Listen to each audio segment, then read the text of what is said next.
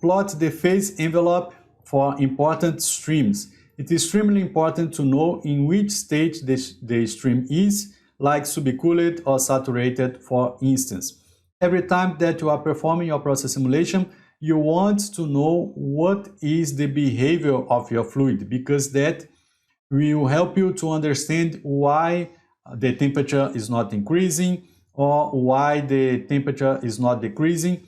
And when you add the phase envelope for your process simulation, when you verify that, you are able to identify the pressure and temperature conditions for having gas, for having liquid, for having a mix of gas and liquid, if we are talking about a mix of gases, for instance.